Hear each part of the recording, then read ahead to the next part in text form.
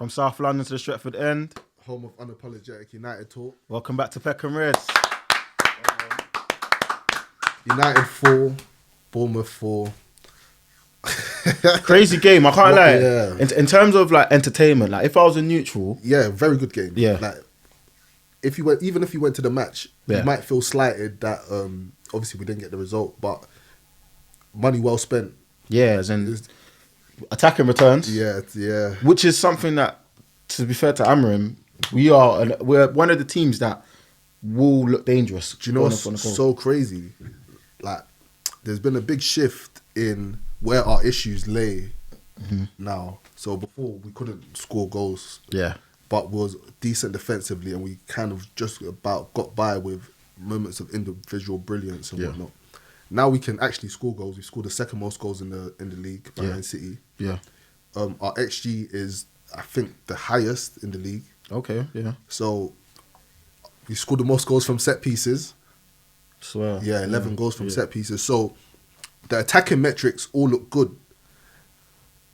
Defensively, that's where all our issues lay at this point in time. So we're moving in the right direction, but there's still a lot of work that needs to be done. What do you think? So I remember we drew against Spurs. Did we draw with Nottingham Forest before Spurs? Yeah, we drew with Cool. Nottingham So Forest. after the Spurs game, I looked at our run of games and said, look, if we can get clean sheets in at least 3 of these games, we'll be all right. So the games were Everton, Crystal Palace, West Ham, Wolves, and now Bournemouth. No clean sheets in any. Do you know what it is? Bar the Everton game, because that was pathetic. Yeah. Traditionally, Selhurst Park, hard place to go to. Yeah. We never really win there, so I didn't really expect a clean sheet. We got the result. Yeah. Cool. Good result. Next game, West Ham, was it? Yeah. That was a bit meaty. They should have done better towards the end of the game, but again, when you don't score more than one goal in certain periods of the match, you always leave yourself open to someone scoring an equaliser and you're back to square one. Exactly. So, again, maybe it's because we've been in a bad place recently, but again, West Ham, as easy as it looks on paper, as poor as their form has been this season, West Ham is traditionally one of the teams that always fight when they come to Old Trafford, or try to fight. Yeah. Even at the London Stadium, they always seem to give us an issue. So, Bournemouth, the last 2 times they've come to Old Trafford, they've scored 6 goals. We're just skipping Wolves then. Yeah, because we weren't Wolves. Yeah. Like, Wolves wasn't really... Okay, they equalised, but on a whole, we got the job done. We scored the goals we needed to score. That wasn't really an issue. Okay, to be fair, we probably should have kept a clean sheet. Wolves was the game. We should have kept a clean sheet. At least 1 clean sheet. I hear you. But Bournemouth, okay, cool. Out of the 5 games, maybe 2 clean sheets we should have kept. But the Bournemouth game, every time they come to Old Trafford, they score 3 goals, bro. Yeah. 3 goals minimum. This time, they outdone themselves. Luckily, we was on the ball as well. Yeah. And we managed to avoid a loss. But I think that first half was one of the best performances I've seen, attacking-wise, I've seen from United in like the last 4 years. And why do you think that is? We sustained attacks. Yeah. Cunha and Mbeumo were rotating their positioning. They was playing off each other. Yeah. Like basically a two instead of one up top and one on the wing. Yeah. They was playing that as a 2. They were switching and interchanging. You could see as well. Cunha played a great ball to Mbeumo, where he tried to catch it in the kind of like in the air on a scissor kick type vibe, and it went over. And there was another time where Mbeumo tried to do the same. Cunha was making a run forward and Mbeumo tried to clip it over, but it didn't seem to come off. So you see the link-up play between them is starting to flourish. Obviously, it's a shame that Mbeumo is off to AFCON now. I'm surprised you ain't mentioned something. Who? Dallo? No, something. Oh, the formation change. We've been begging for it, and like Amorim is like I think because like you mentioned AFCON, because players are going to AFCON, he's going to have to find something different, and it's like he's starting to trial things. So Bournemouth was the first game, and I feel like it suits. Yeah, for the player profile we have, it suits us down to the T. Obviously, it wasn't an out and out 4-3-3, but you saw Lenny Euro was coming out wide. Aiden Heaven and Shaw was the two centre backs. He changed the formation. He made a noticeable tweak. On paper, it looked like we was gonna play the same old. Yeah. But when we was in possession, you could see that players' positionings was different. Even out of possession, you could see we was defending in 2 blocks of 4, and obviously the two players up top. So he had to give into the pressure. Especially when you're getting called out by ex-United players on podcasts. But that's a bit different. That's more directed to a specific player rather than how the actual team is doing. I mean, Scholes did speak on... He spoke on the player, but he also spoke on the structure and how that's not the Man United way, etc., etc. I feel like that pressure, especially for someone like him, it does not reflect good on the manager, because that's someone who's won mad trophies. I hear that, but bro, we fall into this trap every single time the manager's not doing the best, or it doesn't matter which manager it is. Ole, 4-3-3, the United way, attacking, you get me? It wasn't good enough in some people's eyes. Everybody complained. Van Gaal, 4-2-3-1, essentially he's still playing with wingers and forward players, you get me? Same thing, boring football. No, so I understand the United way, but the United way is winning football matches. It shouldn't matter what formation you're playing. It should be winning football matches, playing attacking football. Cool. Then I say that to say, obviously, the five at the back is traditionally known as a defensive shape. However, it depends on the player profile. Again, the wing backs especially, they have to be able to attack and defend. And if you get the balance right, you can control games in an attacking manner. Munoz and Tariq Mitchell. Yeah, exactly. Munoz, I'll take Munoz. I won't take Mitchell. Mitchell's, do you know what it is? Mitchell's a good defensive player, but I don't think he offers enough going forward. For Crystal Palace, yeah, maybe at this point. But what we expect from a United wing back, I don't think, you get me? You're not taking Mitchell over Dogu. But that's just defensively. But Dorgu's the low bar to like. But that's I'm comparing it to what we have. I hear you. Yeah. But Dorgu's still a very young player. I hear the bar is Dorgu's 20, 21. He's young. The bar is still, you get me. He can still grow into a very good player. Like he hasn't even reached his peak yet. Yeah. Like there's so much football for him to play. Like let him develop in it. At this point in time, yeah. Like he might not be the best, and we can admit that. But bro, he's a little youth, bro. You get me? Like we get hyper focused on you need to deliver right now and XYZ. But again, he's one of those people what you see Dallow's playing a lot more games now. Dallow's in big up Dallow once again. I can't believe I'm saying this for the 3rd game in a row. Did he get the assist for that? Yes, he got the assist. Yeah. He's had 3 goal contributions in his last 3 games. Big up Dallow. Like, you get me? He's long may it continue. Honestly, because that's all we want from him. We've never doubted his character. He's always been his ability on the ball. But as of recent, and I hope I'm not jinxing it, as of recent, attacking and defensively, he's been sound. Yeah. Like, I might even have to clap for him, innit? For real. So, long may that continue. But you see, like, the only reason why Dorgu was playing that amount of games is because Dallow was shaky as well. So, they're 2 shaky warriors fighting between each other, you get it? I feel you. But now Dallow seems to have his head screwed on, right? You can see he's first choice. Obviously, Ahmad's Ahmad. He's always gonna. Maybe when Ahmad goes to AFCON, Dorgu might go to the right hand side. Might see something different there, and obviously Dallow will play on the left. Do you feel that we'll have a complete formation change, seeing as we won't have Mazraoui, Mbeumo, and Ahmad? No, because the manager's too stubborn to change the overall formation. Okay. However, I do think that a lot of tweaks. What we saw was probably just a prototype, if that makes sense. It was the first time he's actioned what he's visualized, and they done very well in the attacking sense. But cool, we might as well just get into the meat of it now. Pause. That's crazy. Let me rephrase. We might as well speak about our defensive frailties from now because, again, as much as we're speaking about good attacking play and the best football we've seen, we didn't win the game. We really conceded 4 goals at home. I'm going to preface it by saying this though, yeah.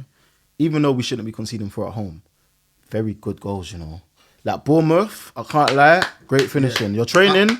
I understand that. Their finishing was absolutely ruthless. Corners, there's not much to keep. Maybe bar the free kick. Maybe, yeah. There's not much Lemens could have done about any of those goals.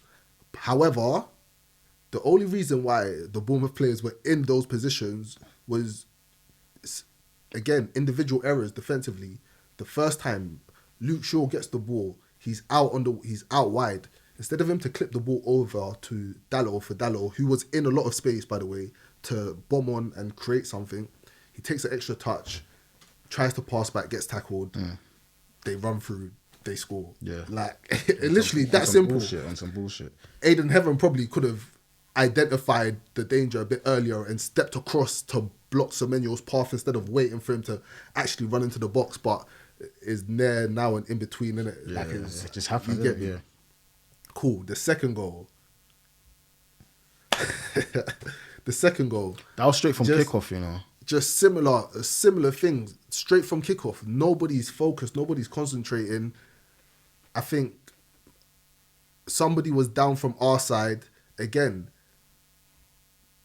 I hate to single out Aiden Heaven, but to be fair, there's not really much Aiden Heaven could have done about that. Everyone was kind of snoozing. Again, great finish. They scored. Third goal, free kick.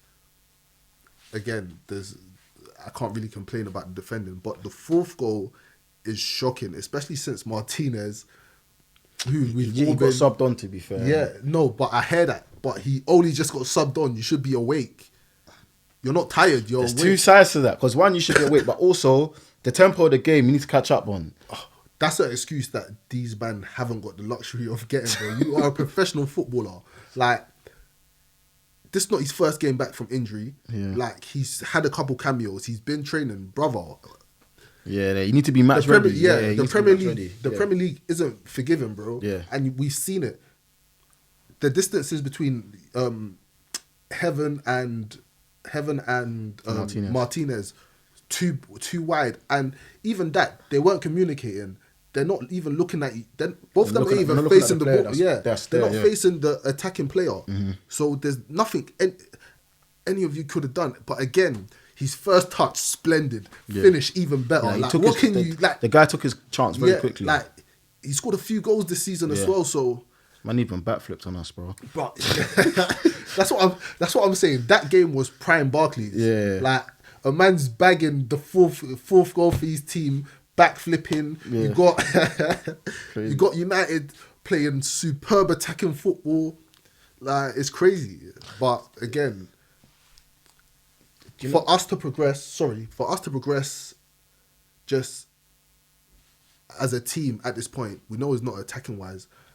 All of our attacking players played well. Bois and Bournemouth, who could have finished his chances. However, he still found himself in a lot of good positions, which is a good thing because at least he's always showing for the ball.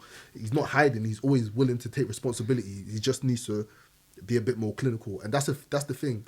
If we kill that game in the first half like we should, it's not a 4-4 back and forth basketball match. Let me say this, yeah. I've identified something. Mm-hmm. We're good at creating chances. Mm-hmm. We're not necessarily good at converting them. No. First chance that we had, yeah, where Ahmad should have passed the ball in front of Mbeumo. Mm-hmm. Stuff like that. That was like the first 90 seconds. Like, do you remember that chance? Mm-hmm. If we scored that and then we score a second, like, we need to get into the habit of, once we go ahead, we need to be ruthless. Yeah. Get another goal. Yeah, 100%. So, because as we know it by now, it's likely we're going to concede. Yeah, 100%. So every game we've played, we've, like, teams have got either in front or level. Like, everyone, even the one where we beat Wolves, the Wolves still came to us and got a goal, 1-1, yeah? We need to go 2 goals ahead before they even get one for things to start showing. Yeah, we need to kill their morale before they grow into exactly. And I was saying this to someone the other day. We can be a good team. We can. Like, we have essentially maybe with a few tweaks to the formation and whatnot. We have essentially everything we need. Play Bruno in his best position as well. But we have we have everything we need to be a good team. The numbers, attacking wise, show it. We can score goals. We create chances. We need to sort ourselves out defensively. Okay. Yeah, 100%. But it's like individual errors kill us. Mm-hmm.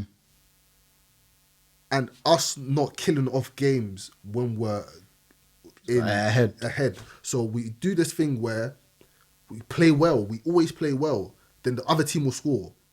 Or we play well, we'll go ahead. Then we'll relax. It's like the balloon deflating, but we're relaxing without relaxing. Does that make sense? It's weird. It's like they're still creating chances, but they're not as clinical as they were. They're not as hungry as they are to score, but they're still getting into good positions to score. And I think that needs to be the main focus. Kill off games while you're ahead. Yeah. Kill the morale. Yeah. Don't give teams a chance to grow into the game. Yeah, exactly. Because look at these. Lucky that Wolves are so bad, but really and truly, Wolves could have been another Bournemouth, bro. Yeah, exactly. And if they were a better team, you get it. So, but on the whole, I'm not too mad. It's just like we need to start capitalizing from these moments as well. We'll always be in a good position to climb the league, then we'll go and draw. Like, it's mad. We haven't been losing, we'll just go and draw. Bro, drew to West Ham stupidly. Literally, our last 5 games, bro, we've drawn 4. Yeah, our last... No, we haven't. We beat Crystal Palace, we beat Wolves. So not 5 games, our last 6. So we only lost to Everton. We lost to Everton. So okay, cool. So we've drawn Nottingham Forest, Tottenham, West Ham, Bournemouth. Yeah, 4 out of 7, I believe. Then and that's annoying. It is, because arguably we should have won all of those games. We should won have ahead in all of them. Yeah, we should have won. We didn't get the Nottingham Forest again. Lapse of we go ahead. Lapse of concentration. They equalise. West Ham, the game's dying out. Corner. Was it a corner? Yeah, corner. Lapse of concentration. Not clearing the ball properly. They equalised. Again, kill that game and we don't have nothing to complain about. Bournemouth, that was just a basketball match, innit? That was literally just a basketball match. But even Wolves, first half, you played very well. The last kick of the first half, you let them score. Like, does that even make sense? Like, bullshit. Do you know what though? In terms of our defensive fragilities, do you believe that could be also down to not having a consistent back pairing or whatever it is, not pairing, but necessarily 100% back line? Yeah. No. Do you know what it is? There's 3. I think I've identified 3 issues for our defensive woes to get better. Number 1, we need De Ligt or Harry Maguire fit and ready to play. Either or. Yeah. Like, because they bring the same thing. Like, I promise you, if Harry Maguire... I think De Ligt is a better version, but obviously De Ligt is more mobile and XYZ, but even just leadership and communication-wise, if Harry Maguire is on the pitch, we don't concede those 4 goals. Yeah. I promise you we don't. The mistakes that... obviously, he would be playing in the centre like Aiden Heaven. Harry Maguire is actually touch tight a lot of the time. So you're right. We won't be conceding the same chances. Yeah. Cool. Secondly, we need to... As much as we get onto our defenders, we need to defend properly as a team unit, as a whole. We need to defend better. Yeah. That goes from Cunha or Sesko up top down to Lemens. We need to defend as a unit properly. Like, everybody needs to, as much as the attackers need to score goals and whatnot, they need to defend by not doing stupid things to give the ball away in stupid positions. Yeah. Does that make sense? Like, make life easier for yourself. Stop putting your teammates in positions pressure. Where, I think Heaven did a pass. It might have been to Luke Shaw. Someone in the middle, and it wasn't advised. Bro, I wouldn't advise. Like, they do it so often as well. Like, sometimes just play the easy pass. You don't have to just keep the ball. Like, I say it every single week without fail. We are allergic to this football. Keep the ball. Do the right thing. Even if a player's 2 yards from you, pass it to that 2 yards and just work a new angle. Yeah. You don't have to fucking smash it 60 yards into nobody. Yeah. Bar Bruno Fernandes, not even bar Bruno Fernandes. Not only Bruno Fernandes does it, and that's the thing. The ball come to Casemiro, bro. He won't even look up or take a touch. I hear you're a 5-time Champions League winner, but bro, focus. Guys doing that. No, it's and we see it so often. And the new one is the dummy. because the dummies come off so often, yeah. Because to be fair, Bruno did one. I think that was the one for the chance. Yeah, he done it, but that was clean. But they're doing it a bit too frequently now. They're doing it a bit too frequently. Other teams are going to know that you can do this as well. But on the whole, you get me. It's just one of those games where it was just a stupid match of football. It was just thoroughly entertaining. Yeah. Attacking wise, best stuff we've seen in a long time. Hopefully we can add some defensive structure to that and we'll be all right. But yeah, man. I got one thing before we leave. Yeah. Go on. Jordan Haynes Mainu. Brother, we're not even going to give them clout chasers that sort of attention. However, I will say Mainu came on and forget the model shit, yeah. Like, forget the model shit. Mainu came on and he looked steady. Yeah. Like, he kept the ball well. He kept the ball moving well. Again, positionally, I still think he looks a bit scary sometimes. But again, he hasn't been playing. Yeah. It'll come. But overall, you get me. I have nothing but positives to say about his performance. And that's why his brother's a fucking joker. I try not to swear here, but that's why his brother's a fucking joker. I said it twice because I don't know if my man co-signed it or not. But if he did, he needs to think twice about what he really wants to achieve there, innit? Because, bro, now everyone's speaking about your brother opposed to how well you played. Yeah. You get me? Yeah. So it's a distraction. Yeah, exactly. So pick your poison. And if anything, you've just given Amorim a reason to say you're sitting on the bench because what is this? You're bringing unneeded attention towards the team, bro. I feel like there's no reason to do that at all. Okay, my whole thing is, what do you gain from that? Do you know what it is? You don't gain anything, and that's what is he thinking? Like, what does he think? It's going to be publicity, innit? He's going to be plastered everywhere. He's going to social. It's attention, bro. He wants the attention, bro. Do you think? Okay, I don't know whether he co-signed it or not, yeah. But do you think the brother doing that, yeah, it's going to do anything? Do you think? No, it can never do something positive for your cause. It can't. So then, is that selfish of the brother? Yes, bro, and that's what I'm saying. Like, that's why we have to give Kobe the benefit of the doubt. Cause he seems like a level-headed kid, innit? Like. So let's just say his brother has just done this, bro. A man's facing the crowd, you know, like focus, bro. Like, it's almost comical because now you've given Amorim a reason to say, like, you're causing unneeded attention towards the team. You're not playing, or you're not starting, or X, Y, Z. You've given him ammo now where he didn't have anything before. Everyone was on your side already, so that's unneeded. Yeah. Now you've given all the alternative media, should I say, the people that don't like players of your kind, you've given them, he's given them a reason, something to talk about. And bro, again, for your own benefit, it wasn't like who you stand the most to lose from this. Like, your brother's gonna take a few photos and go home. Like, as much as he's upset, you're not playing. It's not him. It's you. You get. So I don't know if he did co-sign it. All I can say is just be guided in the decisions you're making. As much as you want to play, don't become Garnacho, really, literally, because you see how that works. Let your football do the talking. Honestly, because you came on and you played very well. Let your football do the talking. And on that note,